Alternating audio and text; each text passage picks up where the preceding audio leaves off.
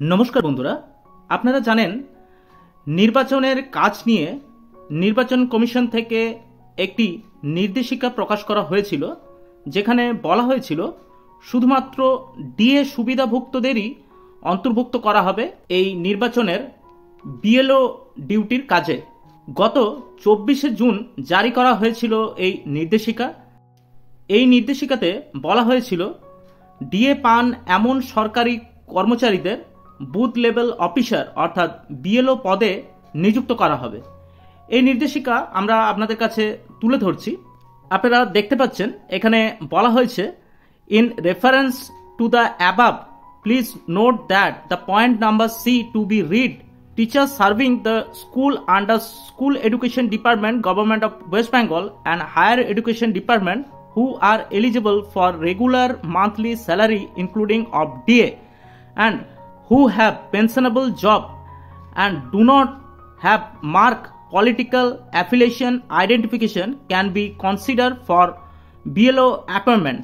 However, no retired teacher can be appointed. এখানে বলা হচ্ছে যে সমস্ত টিচারদের ডিএ আছে, পেনশনেবল জবের জন্য অ্যাপ্লিকেবল, শুধুমাত্র তাদেরই এই বিএলও ডিউটির জন্য অ্যাপয়েন্টমেন্ট দেওয়া যেতে পারে।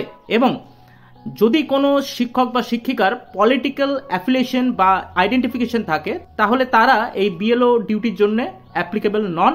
এবং যদি কোনো শিক্ষক রিটায়ার্ড টিচার হয়ে থাকেন, তাহলে কিন্তু তাদেরও এই বিএলও ডিউটির কাজ তাদেরকে দেওয়া যাবে না। কিন্তু জুলাই মাসের দ্বিতীয় সপ্তাহের অন্যান্য সরকারি কর্মী, স্কুল ও মাদ্রাসার শিক্ষকদের পাশাপাশি প্যারা টিচার্স, চুক্তিভিত্তিক শিক্ষকদেরও বিএলওর কাজে দায়িত্ব দেওয়া হচ্ছে। এটি হয়তো আপনারা অনেকেই অবগত থাকবেন, আপনাদের কাছেও হয়তো বিএলওর ডিউটি ইতিমধ্যেই এসেছে। যদি কোনো চুক্তিভিত্তিক শিক্ষক বা প্যারা টিচার্স এই ভিডিওটি দেখে থাকেন, তাহলে কিন্তু তারা এই ব্যাপারে অবগত থাকবেন। আর এতে ক্ষুব্ধ শিক্ষক মহলের একাংশ এই বিষয়ে বঙ্গীয় শিক্ষক ও শিক্ষাকর্মীর সাধারণ সম্পাদক স্বপন মণ্ডল জানান, বহু প্যারাটিচার্স ও চুক্তিভিত্তিক শিক্ষকদের বিএলও কাজের নিয়োগপত্র পাঠিয়েছেন নির্বাচন কমিশন। বিএলও নিয়োগ নিয়ে নির্বাচন কমিশন একটার পর একটা নীতিবিরোধী কাজ করে যাচ্ছেন, এমনটাই কিন্তু জানান স্বপন মণ্ডল। এবং আমরা এর প্রতিবাদ করছি এবং অবিলম্বে এই ধরনের পদক্ষেপ বন্ধ করার দাবি জানাচ্ছি। এই বক্তব্য জানান শিক্ষক ও শিক্ষাকর্মীর সাধারণ সম্পাদক স্বপন মণ্ডল। শিক্ষক নেতা আবু সুফিয়ান পাইক জানান, স্কুল মাদ্রাসার শিক্ষক কম, শিক্ষকদের নির্বাচন কাজে ব্যবহার করলে ক্লাস করা নিয়ে বিঘ্ন ঘটবে, এমনটাই কিন্তু তিনি জানান। জুন মাসের কমিশনের নির্দেশ ছিল বুথ লেভেল অফিসার বা বিএলও পদে দায়িত্ব দেওয়ার ক্ষেত্রে শিক্ষক শিক্ষিকাদের স্যালারি বেতনভুক্ত ও ডিএ প্রাপক হতে হবে। সেই সঙ্গে এটাও বলা হয়েছে এই পদের পূর্ণ সময়ে শিক্ষকদের এই দায়িত্ব দেওয়ার আগে যাচাই করতে হবে যে তার কোনো রাজনৈতিক পরিচয় আছে কিনা।